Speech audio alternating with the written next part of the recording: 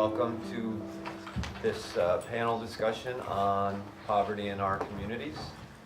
We have a varied guest panelists there, beginning with Daniel Singleton, who's a student at Tunxis.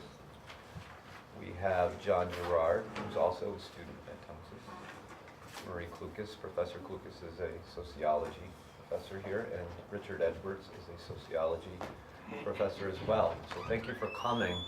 My name is Rafael Fierro. I teach history and government at Tunxis Community College. I also direct the Civic Engagement Institute, which is a new organization created in the spring of 2017, devoted to getting our students to be more civic-minded, to be more concerned about community affairs, and to do their part in what we call democracy.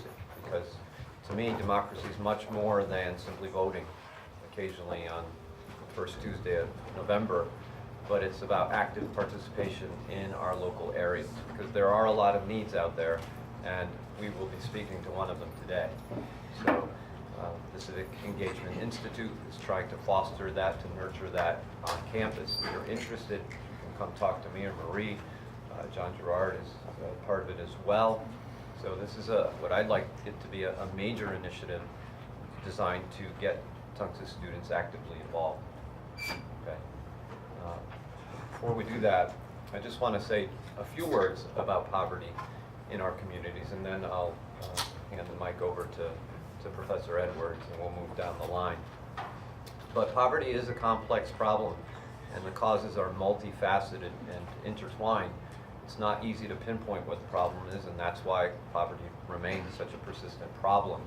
But in many ways, sort of getting the government involved, which is necessary, but can also cause complications. Education is the key to fighting it. Not only do the numbers support this idea, but also the ways in which we socialize and interact impacts poverty.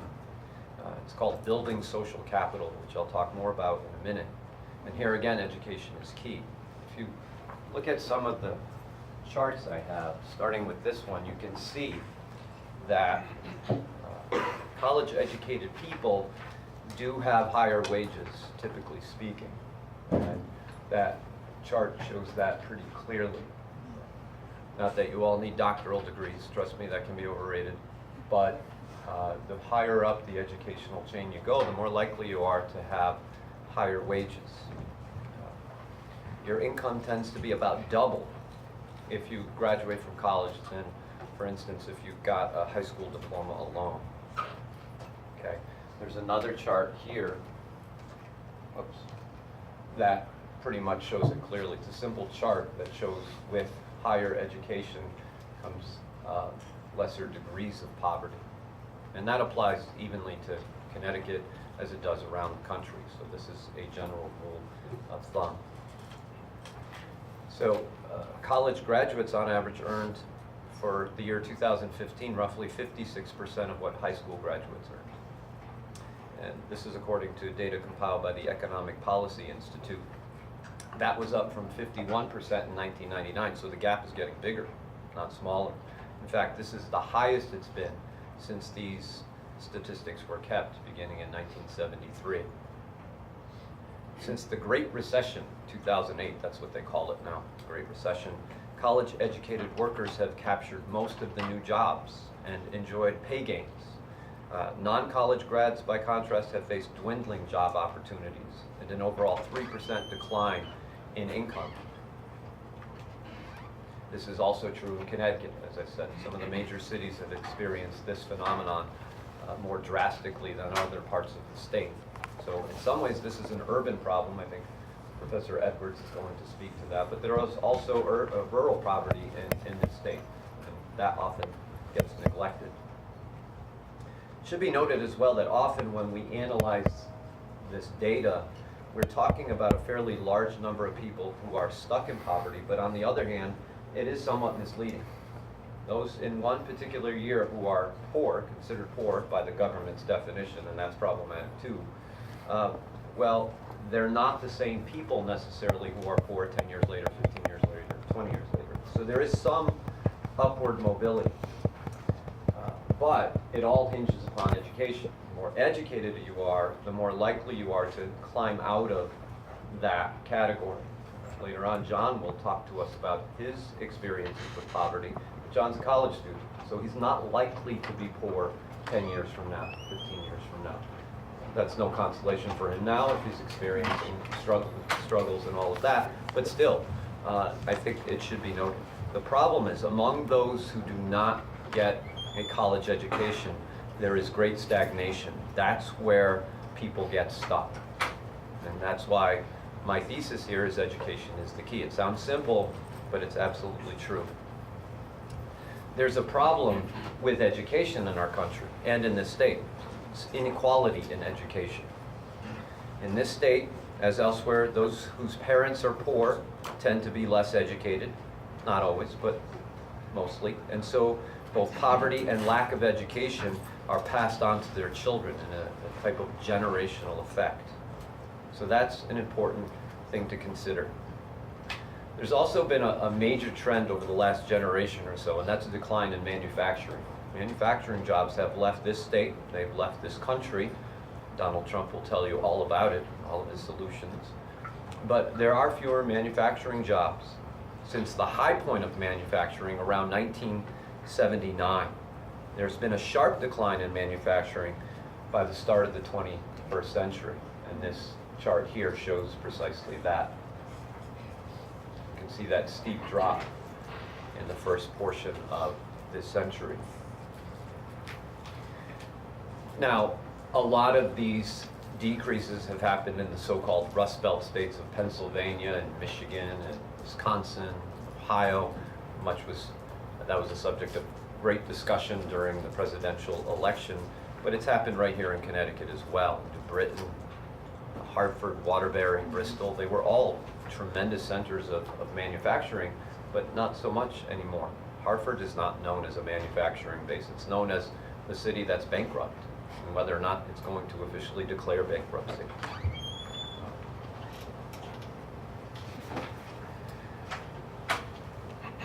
Decided to throw in also a chart on poverty rates in Connecticut. Again, the panelists will speak more to this in more detail, but you can see that it does in fact fluctuate. But since the Great Recession, it's hovered around 10.3%. But even these statistics can be a little bit misleading.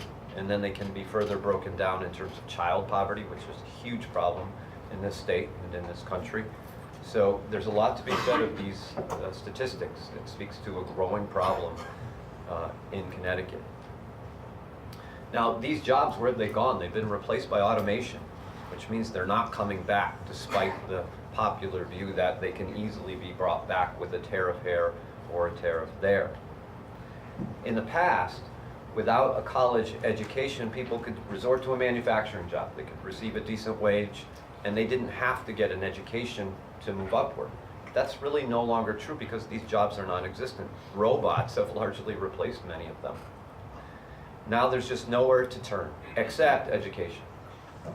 The decline in manufacturing has coincided also with the rise in the service sector, as it's called. This means that those with a college education are more likely to be hired in a more technologically advanced economy. This is not unlike what happened to farmers at the turn of the last century. Farmers, there were millions of farmers across the country, but mechanization, cheaper labor, all shrunk that general population. Many of these people went into the cities, to the manufacturing centers, but that of course changed over time. And now we have the same problem with manufacturing. The tremendous loss of jobs there to be replaced by something else in a more technologically advanced society. Now, so again, the key is education. And there's another point which ties into the Civic Engagement Institute more closely than the others, and that is that in the past, when there was an absence of government intervention, civic associations were the key to combating these local problems like poverty and other things. They were much more numerous and common in the early to mid 19th century. And it's this man, French visitor by the name of Alexis de Tocqueville, who commented on the tremendous number of civic associations in this country. There were civic associations for everything. The abolition of slavery, temperance of alcohol, women's rights, anti-gambling, anti-prostitution, and poverty as well. It was actually, Americans were so obsessed with civic associations in the 19th century that there was even one group that was devoted to eliminating civic associations. I mean, that's how obsessed they were, and it was Alexis de Tocqueville who commented on it. As an observer from the outside, he had some very important things to say about that in his famous Democracy in America. Now, what has happened since World War II is that there's been a general decline. At least most sociologists would agree, some argue the point, but there's been a general decline in civic engagement and communal participation, and those lines pretty much explain that general decline. This is especially true after World War II, but I would say that as technology has advanced even more, there's been a more precipitous decline, not only in the quantity of them, but in the quality. Now you just kind of fill out a membership card and you belong to a group, but that's not really active participation. It's a bit different. So studies have pondered why this is the case. Why are people less committed to one another in their communities than they ever have been? Some blame technological innovation itself. One sociologist by the name of Robert Putnam blamed television, although there's never a singular answer for these things. Television did account for what people were doing instead of being active in their communities, 6, 7, 8 hours per day. I can only imagine what the smartphone has done to us, though. Studies show that anywhere from 5 to 6 to 7 hours per day is spent on your iPhone. And I'm not so sure that this is for the sake of building our civic engagement repertoire. So technology makes us less connected to one another. We are much more disconnected than we've ever been. And this phenomenon impacts poverty. Because when you're in poverty, you tend to live socially in relative isolation. And there's not much of a potential, an opportunity to affiliate with those who are not in poverty who can help pull you out. And so that's a way in which poverty is impacted by this disconnectedness. There's one public policy professor at UCLA who said, quote, "By participating in civic organizations, individuals build social relations, social capital, as I said earlier, and access social resources that are likely to enhance their social and economic prospects." So belonging to a civic association decreases poverty, at least in general, that's the case.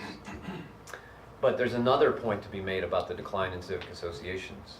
Those who are in positions to combat poverty, the more highly educated perhaps, or the wealthier, they're more connected to their phones than to one another.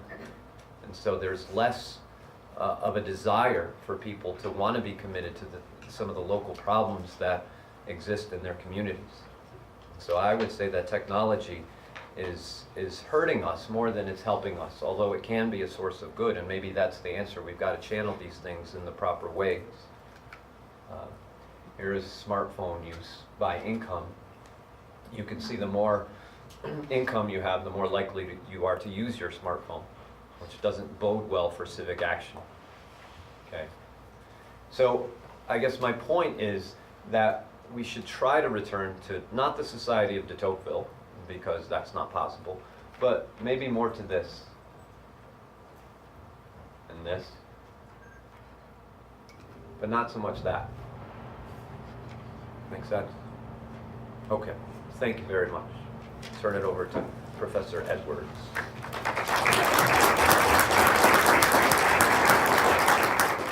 In 1960, an author and journalist named Michael Harrington published a book called The Other America. It was a look at poverty in the United States. By 1960, the United States had become primarily a suburban nation. Poverty tended to be concentrated in the inner cities and in rural areas. And Harrington made the point that to most Americans living in the suburbs, poverty was simply invisible. It didn't exist. Harrington's book was read by John F. Kennedy. It moved him so much that he announced his administration was going to declare a war on poverty.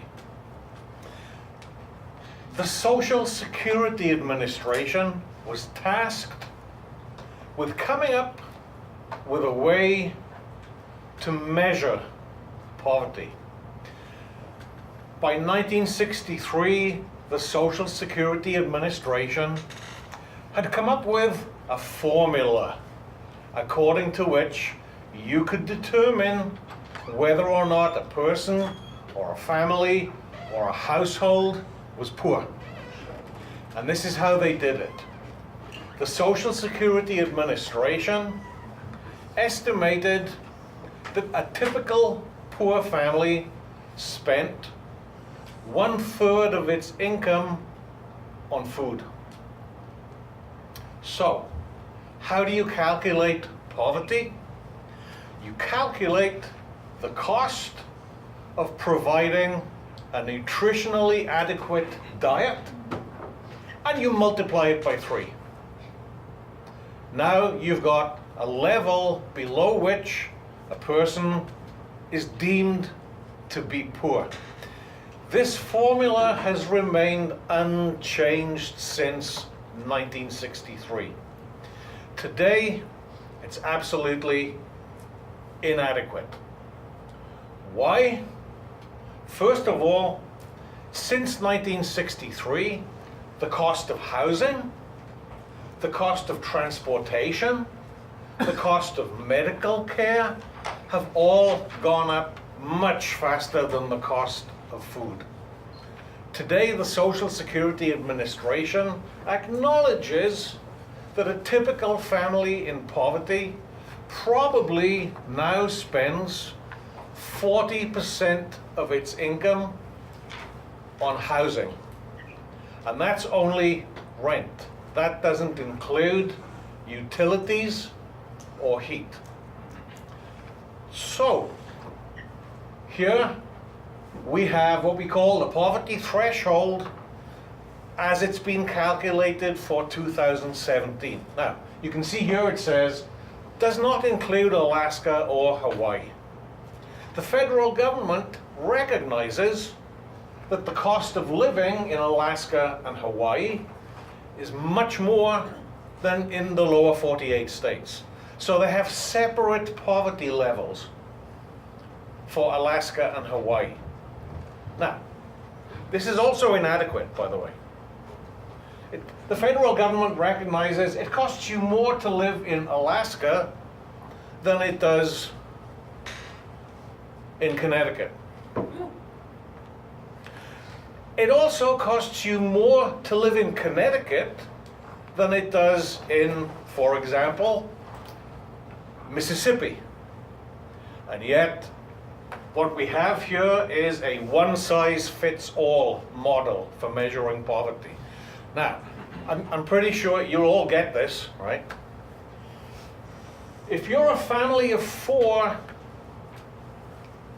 living in Connecticut and your income is $24,600, you are not simply in poverty, you are in what we would call deep poverty.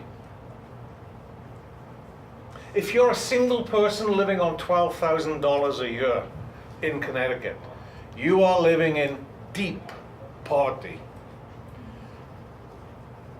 The United Way of Connecticut recently published figures saying if you are a single person living in Connecticut, what you need not to be living in poverty is an income of roughly $26,000 a year. So these figures are completely inadequate as a measure of poverty. We'll be revisiting some of this later on. But so we've got the official poverty figures. The next thing we can ask ourselves is, who is most affected by poverty in the United States? Poverty doesn't affect all groups equally. Some groups are much more likely to experience poverty than others. At the top are single mothers. 26.6% of single mothers are living below the federal poverty level. 22% of African Americans are living below the poverty level. 19.4% of Latinos. 18% of children under 18 are living in poverty. And again, United Way estimates 1 in every 4 American children goes to bed hungry every night of the week. They're not necessarily living in poverty, but they're going to bed hungry. 13.1% of single fathers are below poverty. And if I tell you that this year the official poverty rate in the United States is 12.7%, all of these groups at the top there, the top 5,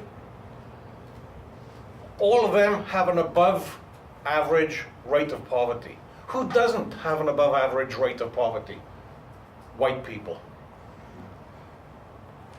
Only 8.8% of white people in the United States fall below the poverty level. If you are a white married couple, fewer than 5% of you are living below the poverty level. So poverty affects different groups of people to different degrees. Now, let's look more closely at Connecticut. On paper, we look like one of the richest states in the country. When you look at per capita income in Connecticut, this year we rank second, only Maryland beats us. So on paper, we look like we are a rich state. But per capita income conceals some very important things. First of all, the per capita income for Connecticut is only as high as it is because of Fairfield County, the Gold Coast. If you take out Fairfield County from the income figures for Connecticut, we drop to about 25th in the country. Of cities with populations bigger than 100,000, we have 4 of the poorest 10 anywhere in the United States. Hartford, Waterbury, Bridgeport, New Haven. So, again, using the official figures, Connecticut's poverty rate is 10.8%. Nationally, it's 12.7%. But these are our poverty hotspots. Hartford, 35% of Hartford's population is poor. Bridgeport, 26.7% living in poverty. New Britain, 26.6% living in poverty. Waterbury, 26.6%. New Haven, 25.3%.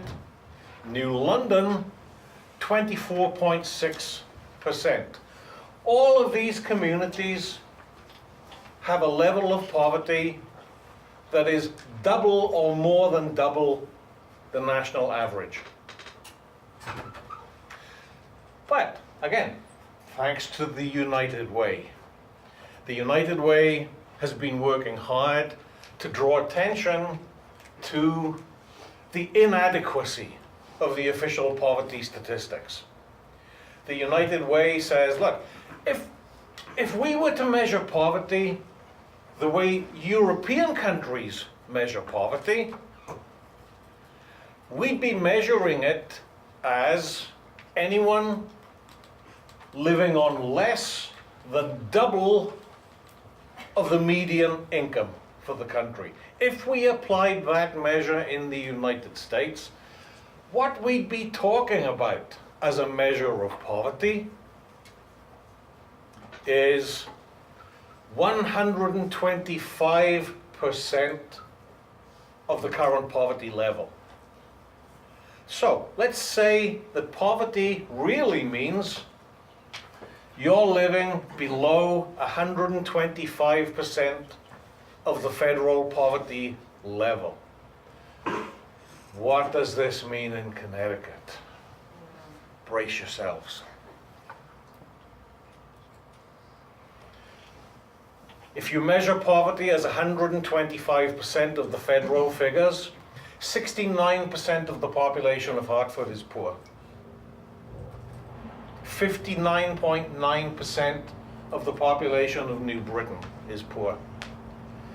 57.7% in New London, 57.4% in New Haven, 57.2% in Waterbury, 55.6% in Bridgeport,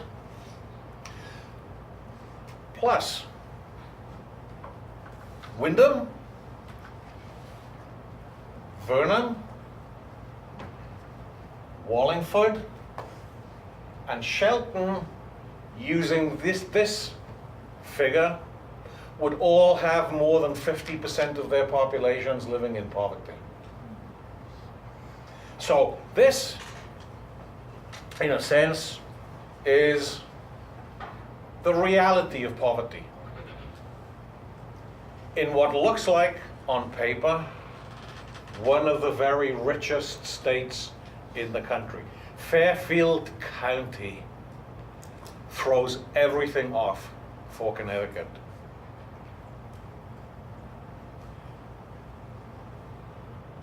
What do we do about it? That's a rhetorical question.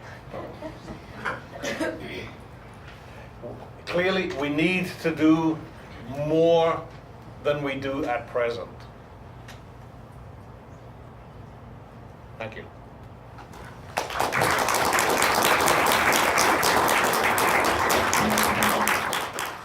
So hi everyone. So we've had really two interesting presentations so far. I want to talk about one specific aspect of poverty that is called the cliff effect.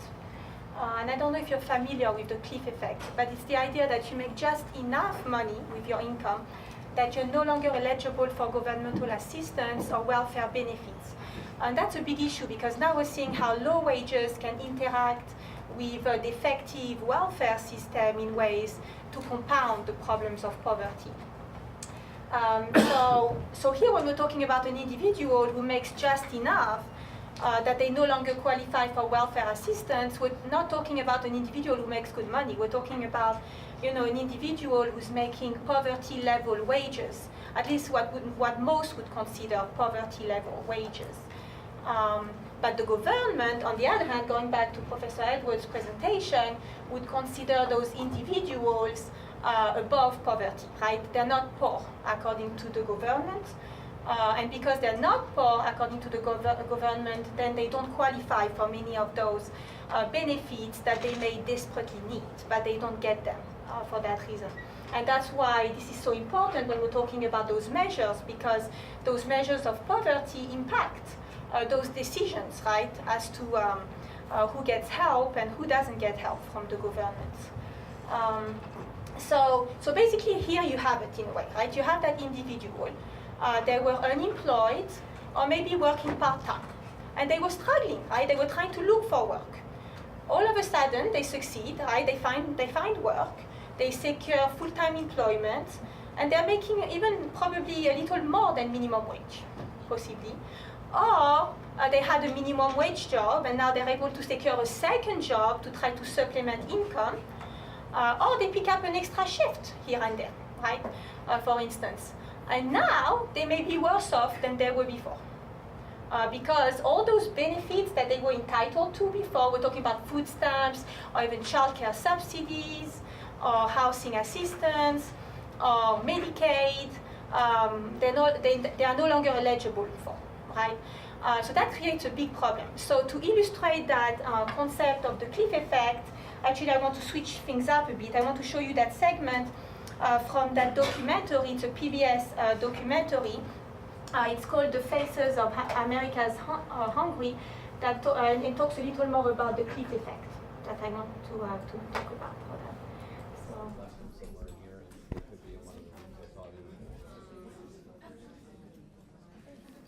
We have a full crowd. It's better than PSO. So I just want you to think about, what would you do, in other words, in this particular situation, if you were Barbie, you were a single mom and you had to make those difficult decisions, right? So you find a full-time job, and so now you don't have the stigma of not working anymore, and so that's important to people. I mean, people don't want to be looked down upon, and they don't want to feel bad about themselves. So work is central to people's lives. And so she's able to so she works because that's important for her identity. And then on the other hand, now she can't, she's struggling more to feed her family than she was before, right? So what would you do? Would you work, or would you go back to welfare assistance and ensure that you can be there with your kids, that you can provide food for your kids? And another point with Barbie is that, and if you're a single mom, you can probably relate, is that you have to worry about childcare possibly. If you don't have family to help with the kids, what are you going to do with your child? And if you don't have a lot of money, there aren't a lot of daycare opportunities. And so you may have to put your child in a daycare center or some place where you don't feel very comfortable that they would be getting a good care. And so you worry about them every day, but there is no choice because you have to go to work. So this is really what I wanted you to think about, in this situation. Really, you're caught between a rock and a hard place. How do you make a decision of what is the best thing to do in this scenario? And that shouldn't be the way things are, right? So I'll leave it there because. I'm mostly here to talk about my personal story. I'm a child of poverty. So I didn't grow up in Bridgeport or Hartford or any of those towns that we talk about that are the poverty hotspots. I grew up in Bristol. My parents were married, they got divorced. I'm not the traditional story of how this happens. My mom graduated from Tunxis. She also graduated from St. Joe's with a dual major in teaching and special ed. She worked as a teacher for a while. It was like 5 years or so before I was born. My parents moved to Hawaii for a while, because she got a job there. Then they came back to Bristol. I was born. The first 5 years of my life were completely normal, irrelevant, and then my parents got divorced. And my father wasn't exactly there. I was the parent of, I just lived with my mom mostly. Then she has a lot of medical problems, so she couldn't go back, she couldn't keep working as a teacher, so she had to take a worse job that was part-time. And we kept getting poorer from there. It went, and then eventually at that job, she made too much money to receive any government benefits, but she didn't make enough money to actually get anywhere. So we were stuck between a rock and a hard place again. We got evicted. I was like 7. I'm not close with my family, like my outside family, so there wasn't much help there either. Yeah, so it was weird. It was definitely a weird time. Growing up in poverty, you kind of, back to what Fiora said about being isolated, especially if you live in an urban area, you're only around people like you. You're only around other poor kids. And when you're at school, it's really hard to connect with people who aren't like you, because you're not used to being around someone who actually can have money and whose family has stuff and who can do whatever they want. And when you go over their house, it's always weird. You can't ever have them over your house because you're like, I'm living in squalor. I didn't live in a great neighborhood. And then, yeah. So eventually my mom got through it. She eventually received her disability benefits, but it took 3 years of fighting with the state. Yeah, the whole process isn't great. And during that time, her other benefits disappeared, and yeah. But there's always hope. That's how I like to look at it. Even in the darkest times, there's still hope. Like, you can still go to school. I'm here right now. Poverty is not like a trap or a death sentence or anything. It just means you have to work harder. Like, instead of being able to have a washing machine when I was a kid, we had to go to the laundromat. Instead of some of these other things, going out to eat, we typically eat crap at home.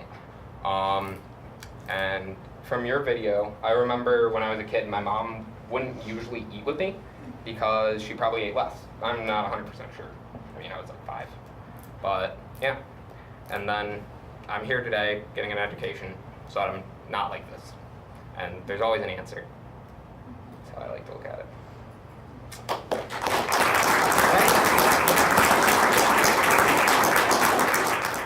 Good afternoon, my name is Dan, and I come from a time period probably with your parents' generation, roughly, I'm gonna start off around 1956 when my father, he was a veteran, Korean War veteran. He came back from service, active service. He came to Bristol, Connecticut. I'm from Bristol, Connecticut. He came from Bristol, and and at that time period, Bristol was, on the verge of civil rights. It was during the civil rights movement. So, not many people housed black people. I mean, you had, I believe it was Jacob Rosenblatt. He owned property. He rented to black people. And you had Elsie Timmerman, and she rented to black people. Outside of that, New Departure was an up-and-coming company, industry around here, General Motors. And they had, on Pearl Street, they had a section for white people to be housed, and they had a section for, these are immigrating people immigrating to Connecticut to go to work for industry. And on Earl Street, they had a place, a hotel, for black people to be housed. So during this time period, my father served in the country. He started fighting for a place to live. So we were like, I wasn't quite here yet, but my parents, they tried to strive to make it better for us, So my father started fighting to live in a place where is now, the place that is now considered like off limits to most white people would be Cambridge Park, Davis Drive in Bristol.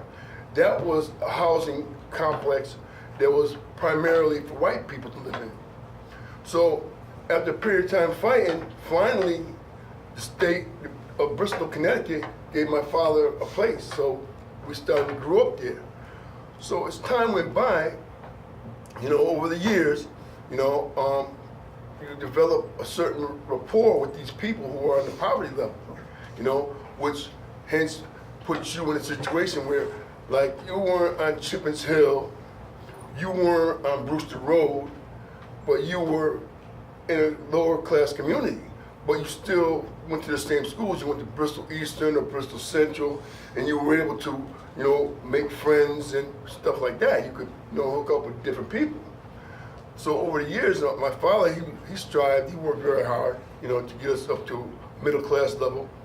But being middle class level in black, you couldn't buy a house. When we moved to a house over by St. Paul's School, I think it was 1972. In 1972, when we moved to this area, for sale signs went up everywhere because the black people were moving into the neighborhood.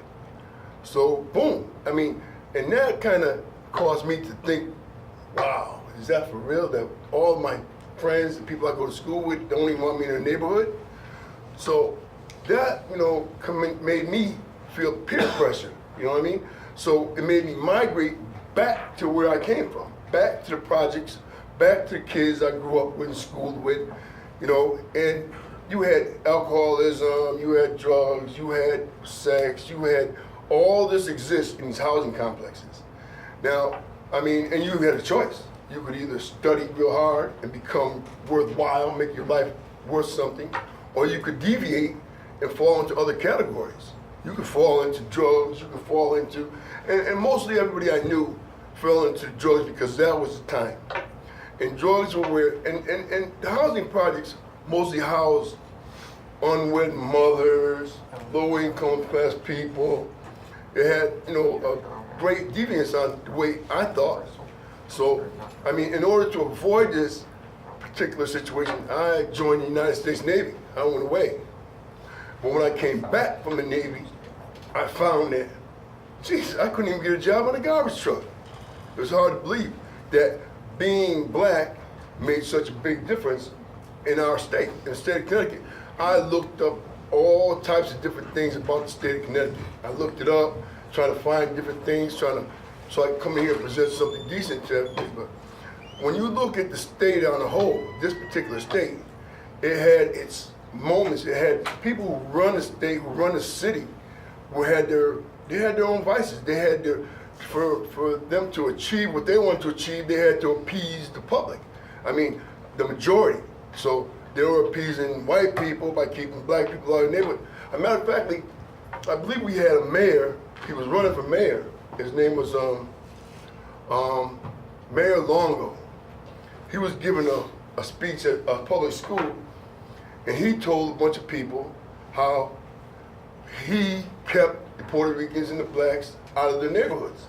At which time, the people had a big problem with it. The city had a problem with it, and they made him step down. They made him disqualify himself from candidacy.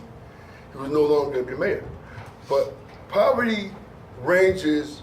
I mean, you could be not a poverty person and still be in poverty. Poverty is here. Poverty is here. Poverty is what society you're living in makes it. I mean, you don't have to be in poverty all the time. You could be worthwhile. You go to school, you get your education. It took me 30 years to find out that I was eligible to come back to school and that the government would take care of me. So there's many ways to achieve success. And I hope that I'm one of those success stories.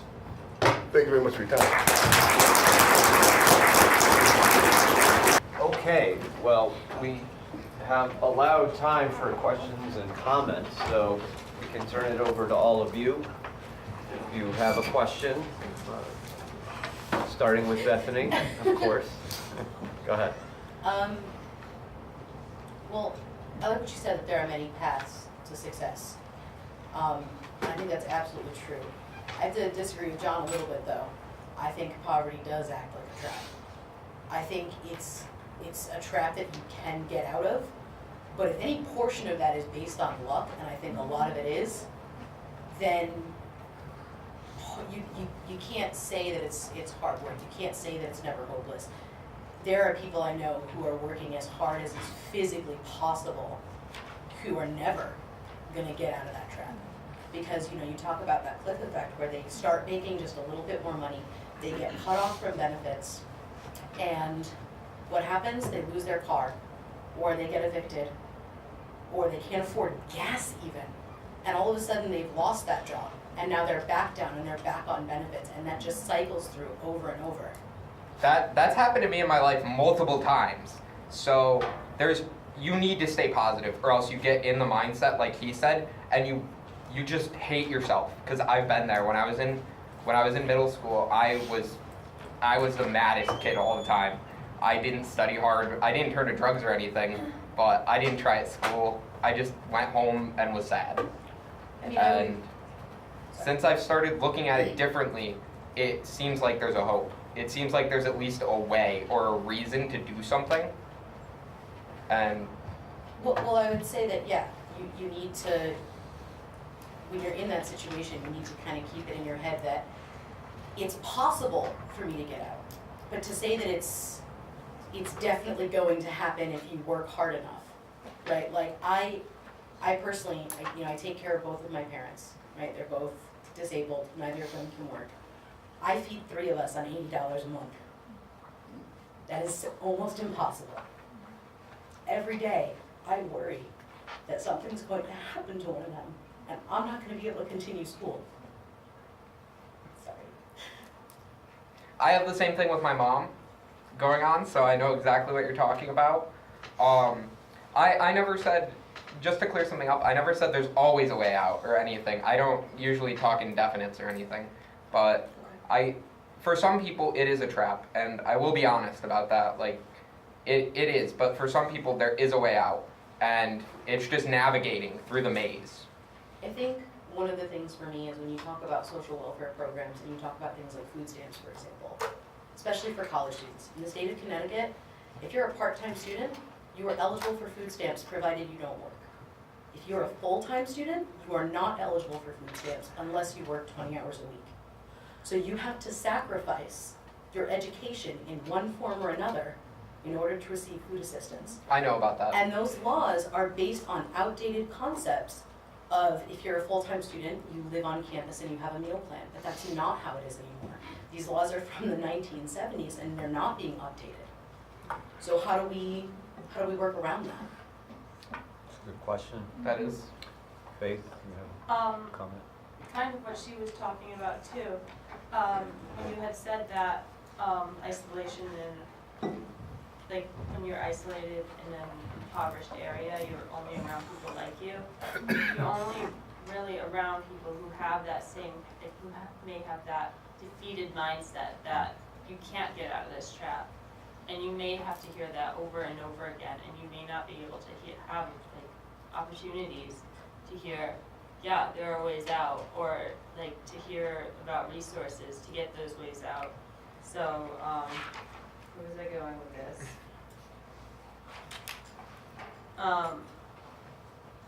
It's what you were saying sounded more like a character trait, which is really great, but it's not completely the reality for the majority of What were you saying was a character trait? being able to like say, To I persevere, can to get think out beyond of that. this, I can Well, and like to see like that you're not defeated totally. without perseverance, nothing is possible. But some people don't even have that, like,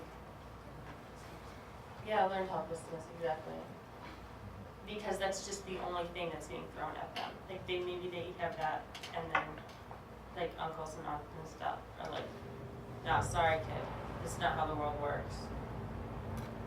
Or like, "I'm sorry, I'm a little shaken up." No, well, can I just interrupt for a second? I hear what you're both saying, and every situation is different. So I don't know that we can generalize to say if you work hard, then things will be all right in every single case.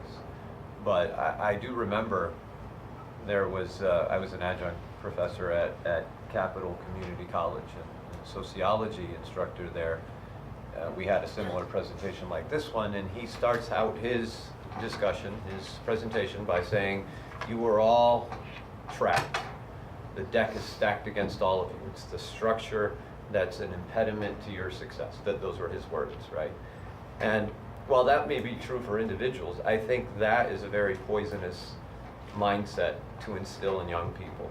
And I think if I were to choose, for instance, how to raise my children, I would want to instill in them a sense of working hard, being tenacious, trying to get through it, even if it's not true in the world of many individuals, because the alternative to that is not going to work either.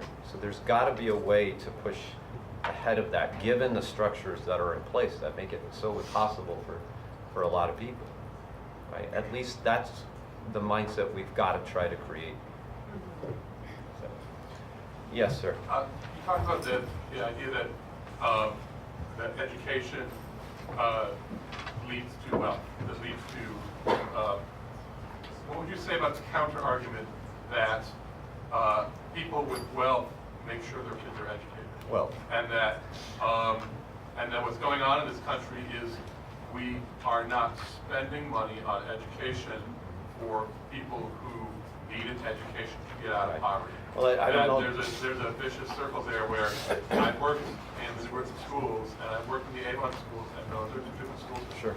I wouldn't say that people with wealth give education to their children and they can afford it is a counter argument to what I said. I No, acknowledge. I'm not saying it, but I'm saying. Yeah, I acknowledge that's the case, but I do think, and I spoke of the inequality of education, that we should devote more resources to education, especially at the lower rungs of society. There's just no doubt about it. I don't think our public school system is nearly adequate enough. We see it every day that we come here, and high schools, grade schools have not prepared children the right way, and I think that's a crisis in and of itself. I'm not sure what the solution to that is, but I totally agree with what you're saying. We need to devote more resources. It seems to me that we are shifting the burden again. Right. That we are always in this country shifting the burden from the society to help their people to the individual to pull themselves out of the problem that society has Right. created. I would say that that's not a either or proposition. I think it's got to be the individual who pulls him or herself out, but society has to adapt to a new environment. I spoke earlier about the new economy where it almost by necessity forces people to become educated in order to have any kind of success. Well, the structure has to change somewhat. There's got to be the societal answer, but also the individual answer. You as an individual, you can't take care of society's structural problems, but you can only take care of yourself. What we can do as a collective unit is to put pressure on political leaders to change things up. I mean, that's the only recourse we have in a democracy. Right. I can say one. Yes, please. I think building on what was it Faith, Bethany, and what was your name? David. David was saying, I think a concern that I see, like a common thread there, is the notion that there's too much focus on the individual traits and how it shifts away the focus from those important structural obstacles and factors. And again, you can go back to thinking about Karl Marx, and how he was talking about class consciousness and how it's important for all the people, that are in poverty to realize that they are in a similar circumstance, right? And instead of pointing fingers to one another and saying, oh, it's your fault, if you do this, you can do better, or if you do this, you can do better, point the finger up to the government. And I think that in this respect, if you think about Karl Marx's argument with class consciousness, that one thing we can try to do as individuals and you were talking about the importance of education, is to try to build that class consciousness, maybe to put more push, towards the government. But it's always difficult because obviously, and Marx was also talking about the idea of dominant ideology and the idea that, those ideas that we should blame the individual, that poor people are lazy, that they should work harder, that they depend on the welfare state, and things of that nature are very popular because the wealthy, they control the means of communication again, they control the media, they control religion, they control the education system.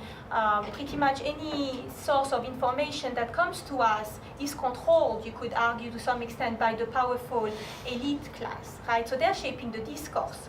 So it's hard to change that discourse, right, in many ways. So I think that would be my response to that, is that it's very challenging. But you would need a revolution. Right? Not a violent revolution, I would say, but some form of revolution to change things, right? That's what Marx Can was I saying. just clarify one thing I said real quick? Quickly, and then Richard. Yeah, so when I said it, you just have to work harder, I didn't mean like throw government programs out the window or anything like that. I just wanted to clarify that because I get full financial aid, like I still receive all that stuff, so we good. I think Nothing personal. Oh yeah, I don't care at all. We good? Richard. Yeah. I'm going to make an assumption. I imagine a number of you in this room are Pell Grant recipients. The Pell Grant was introduced in 1965 to help students from low-income families pay for college. In 1965, a Pell Grant covered 60% of the cost of a college education at a 4-year public college.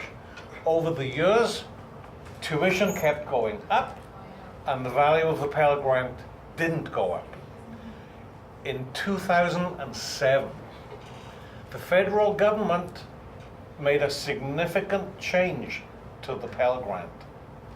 It raised the income level at which a student could become eligible. In 2007, if you were a student and your parents had a combined income of almost $100,000 a year, you became eligible for a Pell Grant.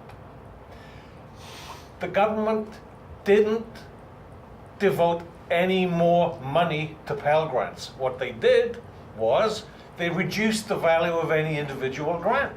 And here's what happened. If you were a student from a middle-class family who suddenly became eligible for a Pell Grant, for you, paying for college just got easier. If you were a student from a low-income family who previously depended upon a Pell Grant, all of a sudden, for you, paying for education got harder. In effect, we started shutting out students from low-income families from higher education. Now, I'm a bit cynical. A bit. What I wanted to know was, how can they get away with this? This is blatant. How can they get away with it? The poor don't vote. Because they don't vote, politicians feel they don't have to address the concerns of those people. Instead, they can focus on the middle class because the middle class gets out there and vote. If you want to change things, and you're on a low income, go and vote. But then you're still stuck with the candidates. Professor Brown has a comment. Yeah, just a couple of points on it. I mean, to stay on the subject of education for a while. Richard's absolutely right. But what, and this is a critique of Connecticut public policy. New York offers free tuition for people with community colleges. Massachusetts is considering. Our neighbors are trying to do it and see if they can do it. What are we doing? We're raising tuition. Now, I know we have a budget crisis. That's all you read about, and all you hear about in TV news.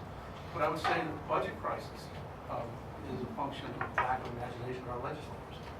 They don't want to make hard decisions. They don't want to change. They don't want to change incarceration procedures. They don't want to get more people out of the street, out of prisons and into the schools. They're afraid to change anything, and they could. They certainly could. We are, after all, one of the wealthiest states in the union, and we can take advantage of Fairfield County. We really can. Absolutely can. I love that idea. And that's where we can devise a tax system that basically requires that they pay their fair share for the benefits of society. They get by really inexpensively. Well, I think it also gets back to Richard's point, though, that those are the people who are more politically active, which do not allow that kind of change. And so the answer is, again, to be more civic-minded, especially at the ballot box. That's important. The statistics are pretty clear. Richard is right that those in the lower income brackets tend not to vote. And the thing is, too, if you change the penalties for minor drug crimes, possession, then you do take a major step toward getting people out of prison and back into productiveness in society. You also free up money that can be spent for other things. But once again, the problem is you got to get momentum behind it. Also. Sure. Right. The other thing, I just throw this out, no commentary, but there are an estimated 240 homeless students in our system in the state of Connecticut. That's 20 at college, and I know that the bulk of them probably live in Bridgeport, New Haven, downstate, but New Britain makes the list too. Obviously, you got some homeless people from New Britain coming to school here. I'm quite sure we do. So, it's 240 homeless people. Think about how hard they're working. Excellent. Kayla, get to you in a second.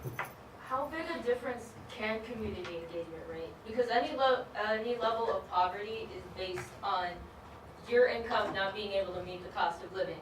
Sure. So if you're in a community of those that are like you, it seems like the only thing you'll really accomplish is suffering together rather than alone. Right, right. No, it's a good question. I do think it begins with education. We have a number of students at Tunxis who are in need financially, and yet they are in a position to educate themselves. And that kind of activity feeds on itself. And I think the more we can do that, the better off we can be. It's also going beyond the classroom. What we learn in the classroom and getting a degree is only a small part of the community college experience. It at least ought to be. So what we can do beyond the classroom in conversations like this, in actually getting students to go out into the community and helping others, even those who are in need here, helping others, that kind of behavior, I think, feeds on itself. That's what we're trying to do. So when we say we have a Civic Engagement Institute, that's just not an intellectual exercise. That can make a difference. That's what we want it to do. So I think, unfortunately, we are in a position where it's going to require extensive work. And we are up against this overall attitude in our society that we want instantaneous change, but that's not how it works. It's not going to work that way. It's going to take a lifetime commitment to these things. So there's no easy answer, but we can accomplish some pretty significant goals if we put ourselves in that mindset. I know there was a hand up back. Oh, that's Nora. My goodness, hi Nora. I didn't recognize you. No, I was just thinking we're talking a lot about the money that we don't have for education, that people don't have, but there's the time that people don't have also. I have a friend, and she works 3 different jobs. She works as a lunch lady at a school. She eats there. She doesn't eat at home. She works as a housekeeper at night at the hospital. So she goes out of her job. She gets home around 3, like it's 8 to 3. Then she goes in to work housekeeping from 5 to 3 in the morning. Then she sleeps. And then on weekends, she works as a CNA. She does visiting tech work. And sometimes she bakes cakes and sells them to people. She doesn't have a lot of time for friends, so it's hard for her to find social childcare. interaction. We watch her kids sometimes, and her few friends help her out. She doesn't have a lot of family in the area, and she really wants to go to school. But she just doesn't have the time. She doesn't qualify for assistance because she does work so much. Her baby's father, he's unemployed. He doesn't pay any child support. So I think a lot of it, some people just work so hard, they don't have the time. Right. Well, I know this Tunxis student body pretty well after 13 years here, and I know a lot of people find themselves in that position here too. So that's not an anecdote. I think that happens across the board, not just at this community college, but others. I think that goes back to that cliff effect. That I think that's where the government ought to step in and do something. Part of the problem, whenever government gets involved, it does so in a sort of backhanded way, and it doesn't truly address the problem. You know, there have been many programs that were part of the Great Society programs that were absolutely counterproductive. And so, you know, people like me, we're not looking for government not to be involved, but to be involved in a much smarter way. And oftentimes government does not do that, either at the federal level or the state level. I do think also states should bear more of the burden than they do, rather than relying on some federal government in Washington, D.C. made up of officials who vast majority of Americans don't even trust. That would be a part-way solution to what you're saying, but I think you described a very big problem that we're up against too. Other comments? Joe? I'm sorry, I'm missing. I didn't even know you were there. You scared me. Exactly. You were there the whole time? Yeah. Okay. I don't know about, go ahead. To answer a couple of you in terms of what you can do, I have a class here, which is my intro to business class, and at this point they're probably wondering, why are we even here? This is really off topic. But one of the things that I take pride in here as a faculty member, and I know that many of us here take pride in, is the fact that we are trying to expose you to as much information and as much opportunity as possible. So if you don't have time, if you're not well connected, I think civic engagement to me means making connections. And so, for example, I have a student that comes in, I meet him or her, and she says she's interested in this or that. It's making that connection. Maybe it's not changing policy. Maybe it's not being a politician and changing all the laws, but it's about the power of all of us together. And so that's why I brought my class here, to kind of expose you to our campus. They're intro to business students, maybe exploring the idea of getting into business, but Tunxis is a place. Higher education is the place. College is the place where you can make connections that can last, and even a small thing can change things. So that's what I think civic engagement means to me. I just wanted to share that. I think in piggybacking on Professor Machado's point, is the fact that we seem to forget sometimes that we are part of a community college, and that word community is not often stressed enough. We sometimes suffer from, I don't know what we could call it, the inertia of personal success. That quest for personal success does not allow us to see that we are part of a community. Many students here, they just want their degree and they want to get out. And I'm not sure that that's the right way to approach it. I know you want to move on with your careers and ensure your financial success, and that's awesome. But while you're here, I think we should make the most of it communally. And we don't often have that mindset either. Of course, we don't have the time for these things often, I get that. But when we do, maybe we should make that more of a priority. Joe? I was just gonna bring up the opiate crisis. Sure. Something like 50,000 Americans each year die of, opiates, whether it's heroin, fentanyl, what have you, and there's hundreds of thousands, if not millions, addicted. How this would affect poverty. I mean, if you're addicted to an opiate, your primary motivation is to get that opiate. You're gonna either lose your job because you go out and smash a car window to get some money or something to sell, or you're simply gonna die and lose your job that way, which is just another way to do it. And we were talking about sort of the manufacturing jobs and other low-skilled jobs. There are still some, but all of these jobs are very dangerous. There's high rates of injury. I think, according to OSHA, Sure. I think there's a couple 100,000 serious workplace-related injuries a year. And what happens if you get injured? You slip a disc in your back. A doctor will prescribe you Percocet or oxycodone or something of that sort. And from there, it's just a slippery slope. Absolutely. We haven't really addressed that So, problem. about that, John and then Faith. Recently, they actually did a study on the opioid crisis's impact on the workforce in America. Yeah. I didn't get to read the entire thing, but it's a huge amount. It's really bad.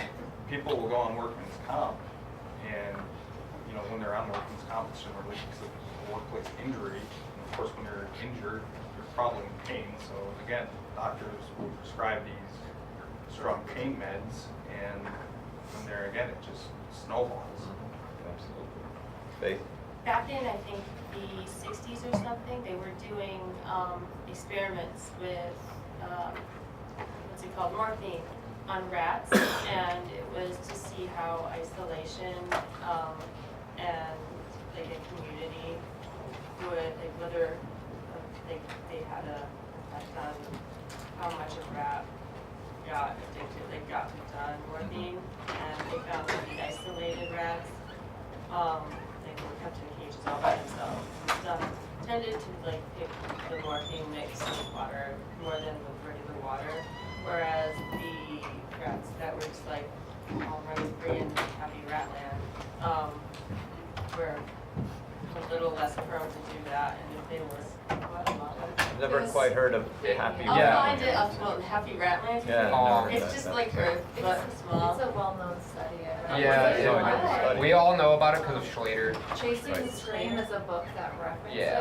the drug war Yep. and that specific study and Right. what it's called. And that study hasn't been replicated It has not. either because no the one will use fund of it. drugs. Right. What's the name of it? Chasing the Scream. He's alerted me to that book. I want to read it. Haven't yet. Okay, I think Bethany will get the last word because we're just about out of time. So go ahead. Yeah, this is just building off what Faith said, says if she's gonna bring that up. that we do have psychological evidence that a poor quality of life contributes very heavily to whether or not someone is going to be susceptible to drug addiction. And so in terms of the opiate crisis right now, I'm saying 100% that as you see poverty rates rising and as people begin to experience this learned helplessness and get to that place where they feel hopeless, they are more likely to turn to drugs as a source of comfort, as a coping mechanism. And then from there, you end up with a cycle where their drug addiction impairs their ability to work, and it just kind of snowballs. It sounds like the opioid crisis is very much connected to this, but it also seems like it's another opportunity for a panel discussion in the spring. So why don't we leave it at that? I want to thank the panelists, first of all, they did a great job.